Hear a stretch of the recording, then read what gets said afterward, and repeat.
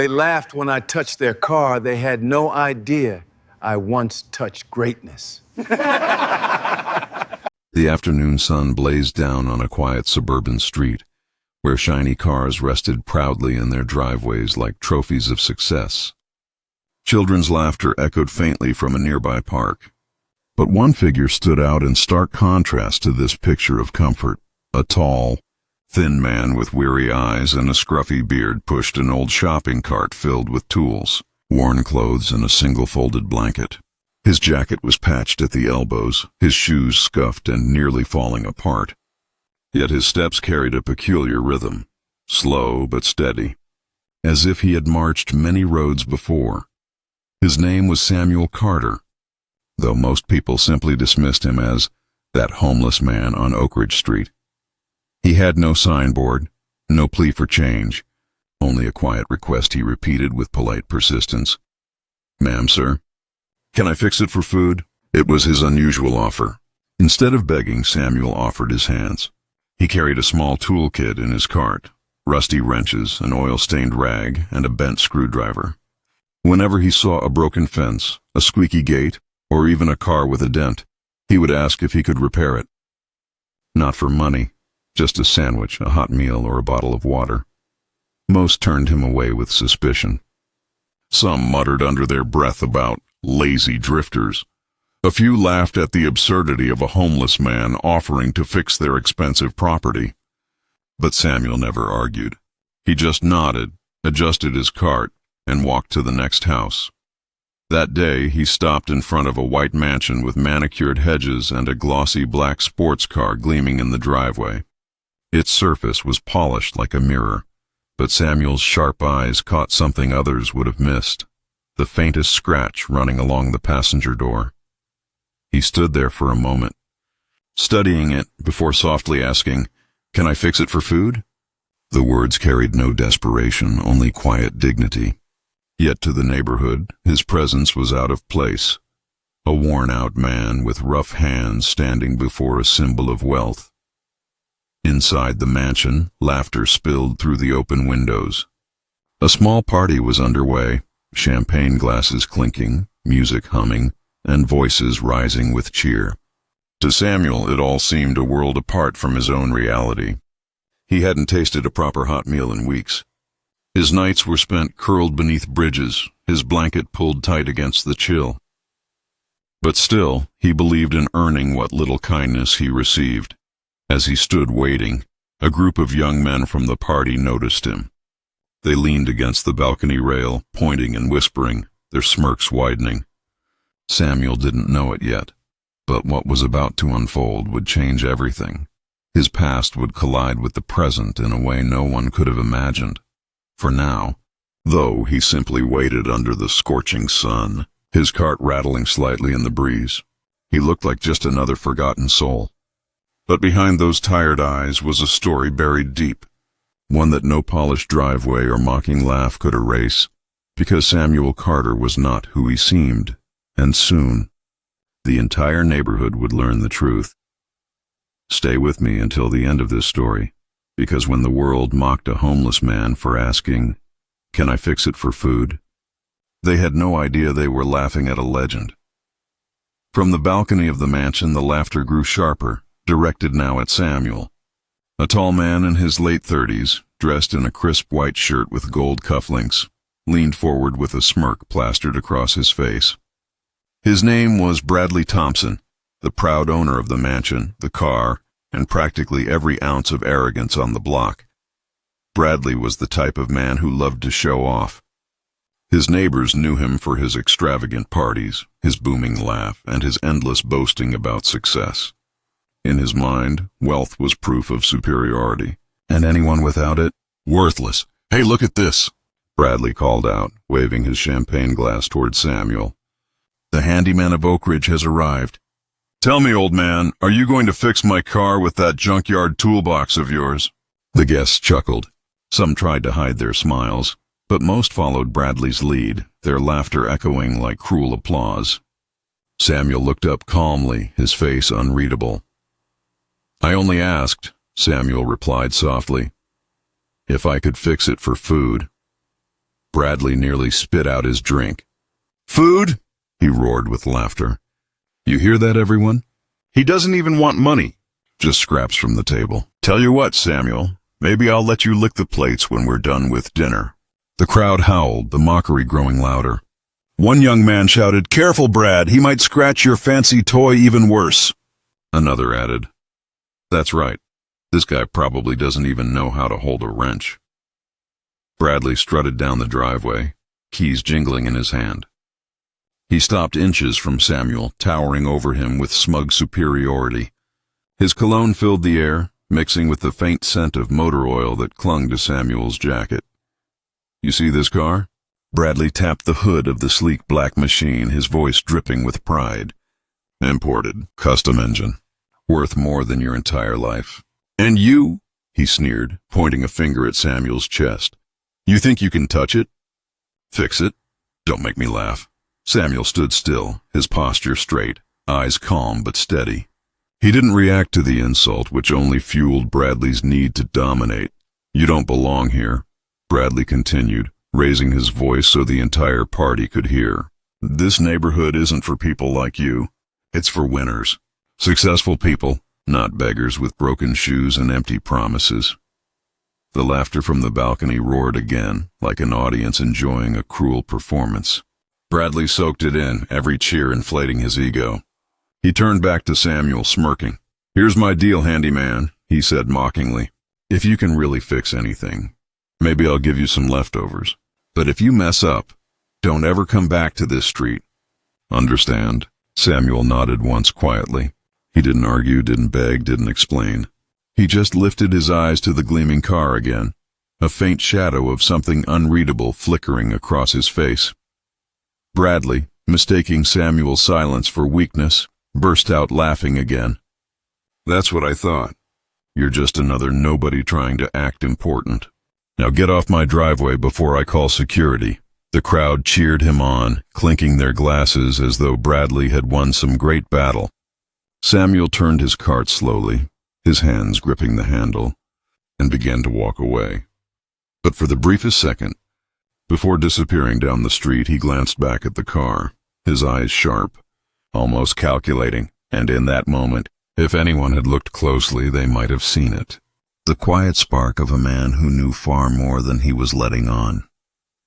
That night, long after the party lights had dimmed and Bradley's mansion fell quiet, Samuel sat beneath an overpass on the edge of town. His shopping cart rested beside him, the worn blanket pulled tight around his shoulders. The hum of cars overhead blended with the faint chirping of crickets. In his lap lay a small, battered notebook. Its cover was torn, pages yellowed, but inside were sketches, detailed diagrams of engines, gearboxes, suspension systems, and tracks. Hand-drawn arrows and notes filled the margins, written in precise, confident handwriting. Samuel flipped through the pages slowly, his eyes softening at each memory. He paused on one sketch, a sleek race car, number 27 painted on the side. The drawing was so vivid it looked alive. Ready to leap off the page, his hand lingered on it, tracing the lines, as whispers of his past played in his mind. Years ago, Samuel Carter had not been a forgotten drifter. He had been a rising star on the racetrack, one of the few black drivers to break through the barriers of an unforgiving sport. His reflexes were lightning sharp, his instincts unmatched. Onlookers had called him fearless, a man born to chase speed, but racing had never been just about the cars. It was about the struggle behind the wheel, the endless hours in the garage, the relentless drive to perfect every turn. Samuel had been more than a driver. He was a mechanic, a builder, a thinker. He understood machines not as metal and bolts, but as living things that breathed when treated right. Yet life, as it often does, had turned cruel. A devastating accident on the track left him injured and sidelined. Sponsors vanished, bills piled up, and when his mother grew ill, Samuel spent everything on her care. By the time she passed, he had nothing left. One setback followed another, until the man once cheered by crowds became a ghost drifting through city streets. But there was something Bradley and his party guests couldn't see. Samuel's spirit had never broken. Beneath the ragged clothes and tired eyes, his mind was still sharp, his hands still steady, his knowledge deeper than ever. He closed the notebook and tucked it carefully back into his cart. With a soft sigh, he lay back against the concrete wall, staring up at the night sky. People see what they want to see, he murmured to himself. But they never see the whole story. The next morning, Samuel returned to the neighborhood.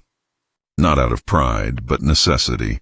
His stomach ached from hunger, and the memory of Bradley's cruel laughter weighed heavy on him. Still, he walked with the same quiet dignity, offering his simple words again to anyone who would listen. "Can I fix it for food?" Most doors shut in his face. A few muttered insults.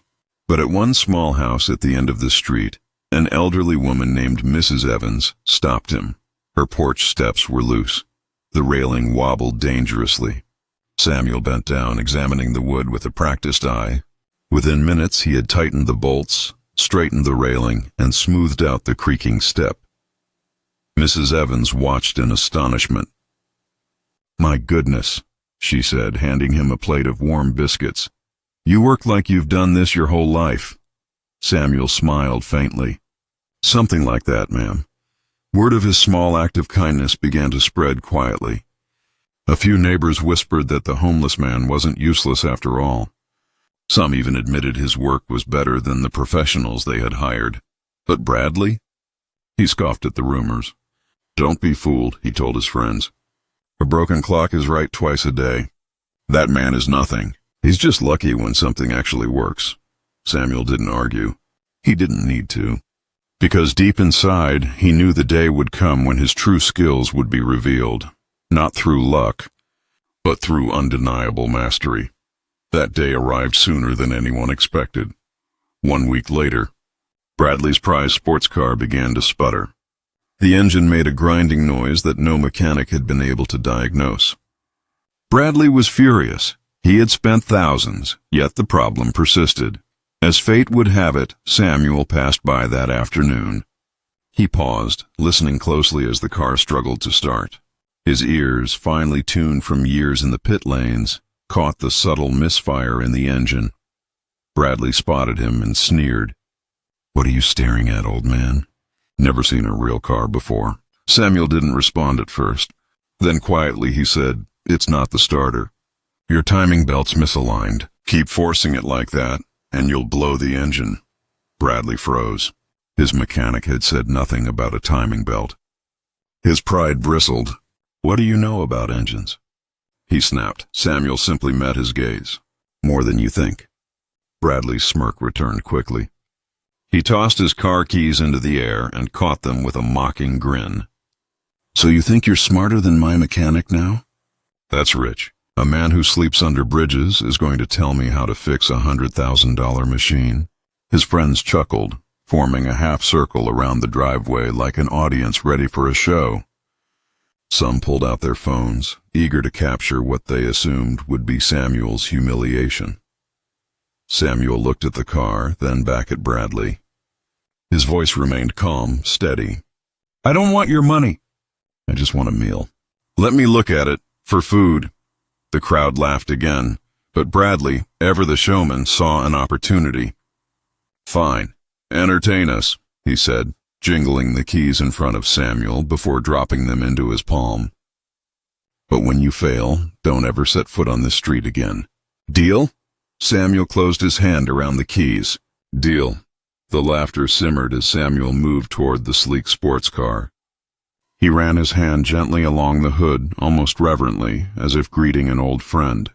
Then he crouched down, listening closely to the faint ticks and hums of the engine cooling after its last failed attempt to start.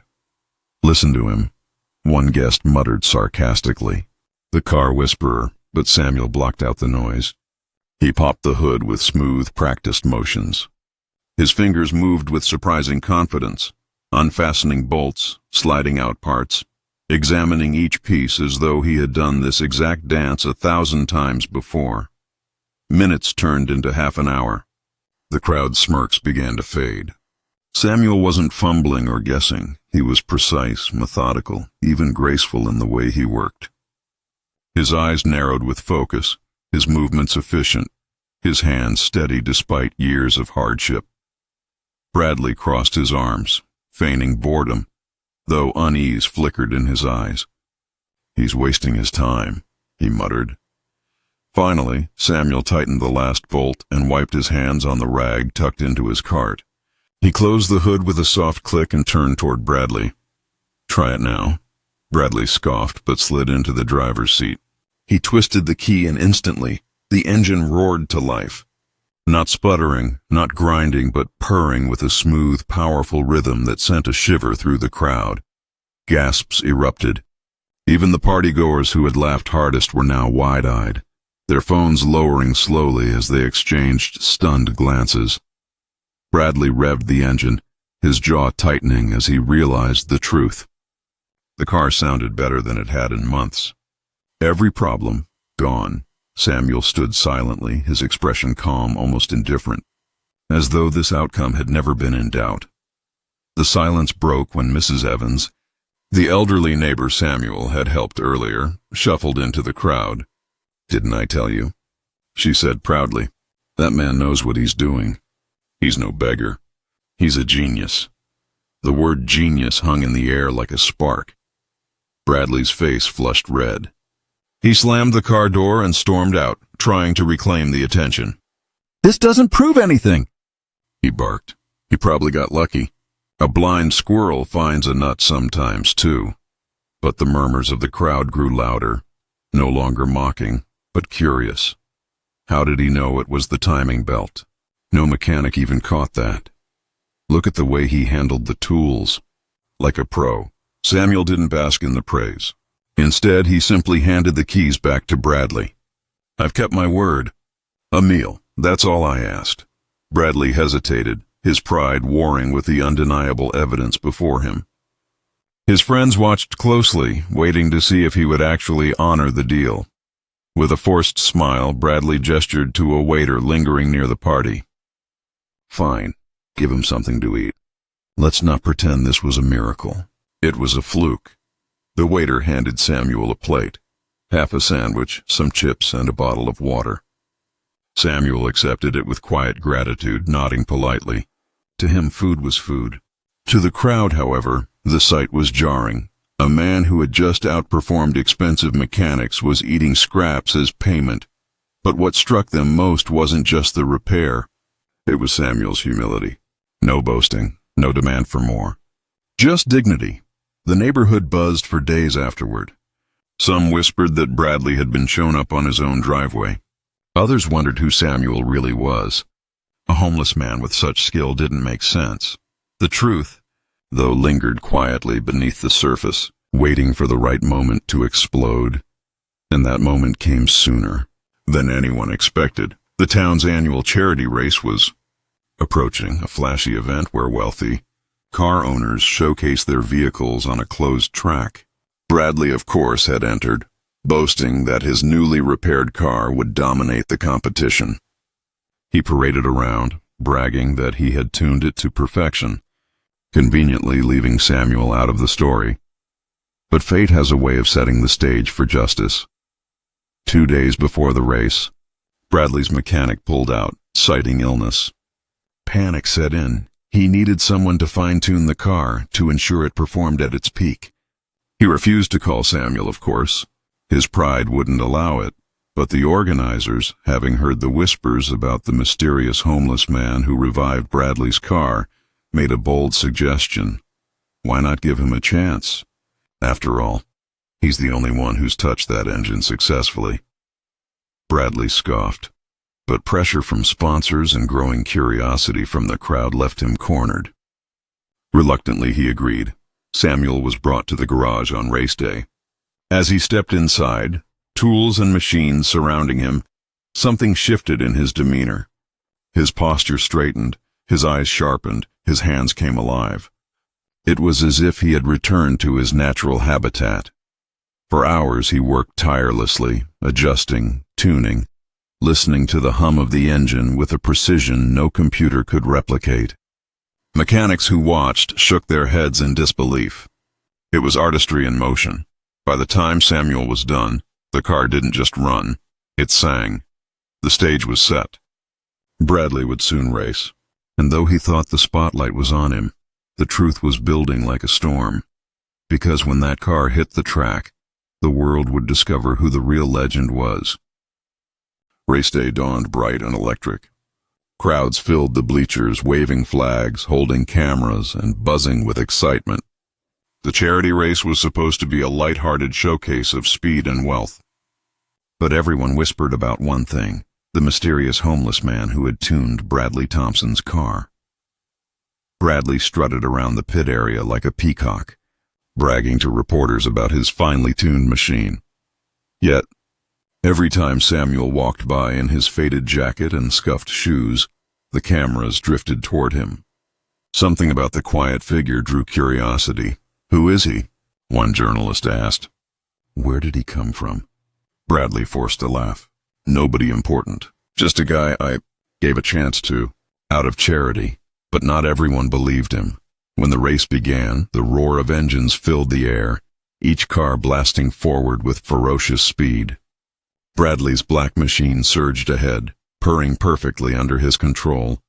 He grinned smugly, convinced victory was inevitable. Then, in the middle of the third lap, a rival driver's car suddenly skidded dangerously near the curve. The crowd gasped as tires screeched, the vehicle spinning out of control. Before anyone could react, Samuel, standing by the pit wall, sprang into action. His eyes tracked every movement with uncanny precision, his body leaning instinctively as though he were the one in the driver's seat. "Brake! Countersteer! Ease the wheel!" he shouted, his voice cutting through the roar. The driver, hearing him, followed the commands. Miraculously, the car steadied, narrowly avoiding a crash. The crowd erupted into applause, stunned that a man outside the track had saved a competitor inside it. A commentator's voice crackled over the speakers. "Unbelievable. That was Samuel Carter, the man everyone's been talking about." "Wait a second." His voice faltered. "Samuel Carter? Could it be?" Reporters scrambled, flipping through their notes, digging into archives. And then, like lightning striking, the truth spread through the crowd. Samuel Carter wasn't just a drifter. He wasn't just a handyman. He was once known as Lightning Carter, a racing prodigy whose reflexes and instincts had earned him national fame over a decade ago. His career had been cut short by a devastating crash, followed by financial ruin and personal tragedy. Gasps swept across the stadium as the revelation echoed. Screens lit up with old footage of Samuel in his prime, tearing around tracks at blistering speeds, trophies raised high, crowds chanting his name. The audience turned in disbelief toward the man standing humbly by the pit wall. His hands folded, his eyes lowered. Bradley's smug smile vanished. Reporters swarmed him, peppering him with questions. "Did you know he was the Samuel Carter? Why didn't you mention his past? Didn't he fix your car when no one else could?" Bradley stammered, his confidence unraveling. I didn't think it was the same person. Just a coincidence, that's all." But the truth was undeniable. The cameras shifted away from Bradley entirely, zooming in on Samuel. Microphones stretched toward him as fans shouted his name, not mockingly but with respect. "Mr. Carter, are you really back? Do you still race? Will you ever get behind the wheel again?" Samuel lifted his gaze, meeting the crowd's energy with calm humility. His voice, though soft, carried across the noise. "I may not race anymore, but the track never leaves you. Once you've felt it, the rhythm, the speed, it's in your blood forever." The crowd erupted in cheers, chanting his name as though time had rewound to his glory days. Bradley stood frozen, humiliated. The very man he had mocked as worthless was being celebrated as a legend before his eyes, and in that moment, the power shifted completely. Samuel Carter was no longer the homeless handyman. He was a hero rediscovered, a man whose story had been buried but not erased. The race ended with roaring engines and thundering applause. Bradley managed to cross the finish line, but the cheers weren't for him. The crowd's energy belonged to the man who wasn't even behind the wheel, Samuel Carter. As reporters and fans swarmed Samuel, Bradley stormed toward his car, face flushed with anger. "This is ridiculous," he snapped, shoving a microphone away. "You're all acting like this washed-up has-been matters. He's nothing. I won the race!" But his words fell flat. The cameras had already turned their backs on him. No one cared about his expensive car or empty victory. The headlines had already written themselves. Homeless man revealed as racing legend Samuel Carter. From streets to spotlight, the comeback of Lightning Carter. Bradley's sponsors, watching from the VIP lounge, were furious. They had invested money and prestige into his image, but now he looked like a fool, an arrogant man who had mocked and mistreated a legend. One by one, phone calls came through, contracts were pulled, and promises dissolved. "Sorry, Bradley," one sponsor said coldly. "We can't be associated with someone who disrespects people like that, especially not a man of Samuel Carter's stature." The color drained from Bradley's face as he realized what was happening. His empire of arrogance was crumbling in real time. Meanwhile, Samuel remained humble, shaking hands with young fans, smiling softly at old supporters who still remembered him from years ago. He didn't gloat. He didn't even glance at Bradley. His silence was louder than any insult. Bradley tried one last desperate attempt to reclaim the spotlight. He marched toward Samuel, shoving through the crowd, his voice strained. "You think this changes anything? You're still homeless. You're still nothing without a car, without money." The crowd booed, shaking their heads at his bitterness. One reporter raised her mic. "Mr. Thompson, don't you think the real difference between you and Samuel is character? He may have lost everything, but he never lost his dignity." The words struck harder than any blow. The crowd erupted in applause for Samuel, drowning Bradley in a sea of rejection. His once proud shoulders slumped, his face twisted in defeat. As the camera zoomed out, the image was clear. Samuel Carter, a man mocked for asking, "Can I fix it for food?" now stood as a symbol of resilience and respect, while Bradley, the self-proclaimed winner, was left exposed as small, shallow, and forgotten. It was the perfect downfall, not through fists or vengeance, but through truth. In the days following the charity race, the entire town buzzed with one name: Samuel Carter. The video of him calmly diagnosing Bradley's car, then being revealed as the legendary Lightning Carter, spread like wildfire. News outlets replayed the clip of him saving the spinning driver. Commentators praised his instincts, and social media exploded with hashtags. Respect Samuel. Lightning Carter. Canna fix it for food. What had started as mockery on a quiet street had become a movement of respect and admiration. Local reporters tracked Samuel down, not beneath an overpass, but at Mrs. Evans's home, where she had insisted he stay until he got back on his feet. Cameras captured the image of him sitting on her porch, notebook in hand, surrounded by children eager to hear his stories. One little boy asked, "Mr. Carter, how do cars go so fast without flying away?" Samuel chuckled, kneeling to the boy's level. "Because speed is about balance, not just power. The same goes for life. You need control, not just force." The simple wisdom touched viewers everywhere. Parents shared the clip, teachers replayed it in classrooms, and Samuel's calm voice became a symbol of humility and perseverance.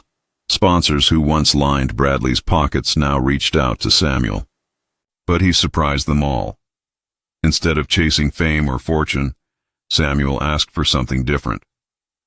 "I don't want another racing contract," he said during a televised interview.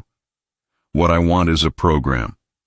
One that gives kids from underprivileged backgrounds a chance to learn mechanics, engineering, and racing.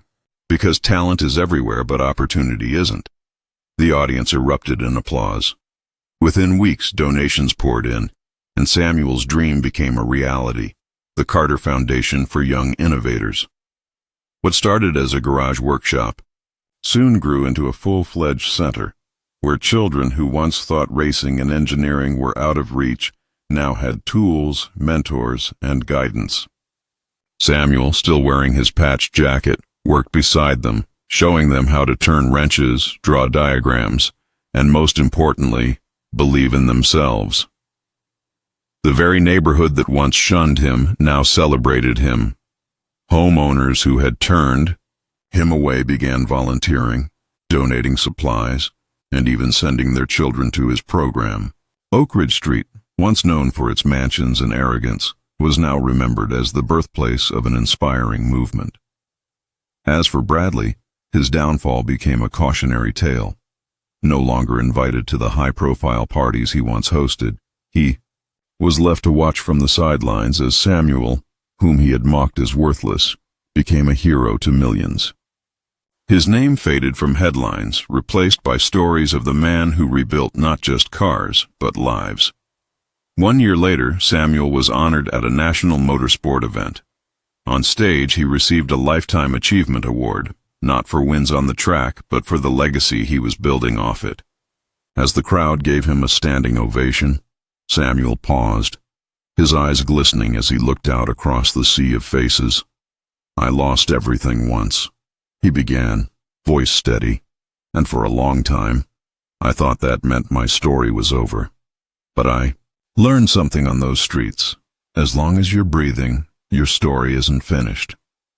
You can always rebuild, not just engines, but lives. And sometimes, fixing for food leads you to fixing a future." The arena shook with applause. The same man once mocked for his ragged clothes was now a symbol of resilience, humility, and hope. Samuel Carter had not only triumphed, he had sparked a change that would outlive him, a reminder that greatness can hide in the most overlooked places. Samuel Carter's story is more than a tale of racing or redemption.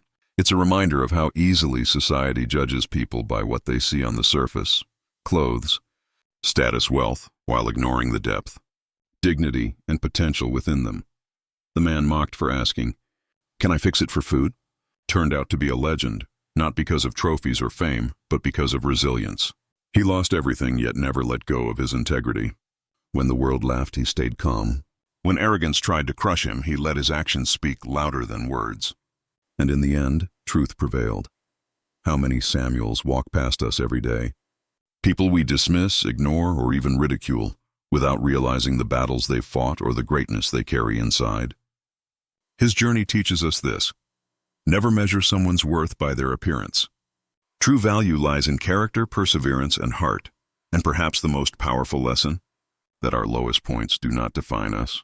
With dignity, kindness, and persistence, we can rise again and even inspire the world. If this story touched your heart, don't forget to subscribe to the channel for more inspiring stories like this one. Share it with someone who needs hope today, because sometimes the right story can change a life.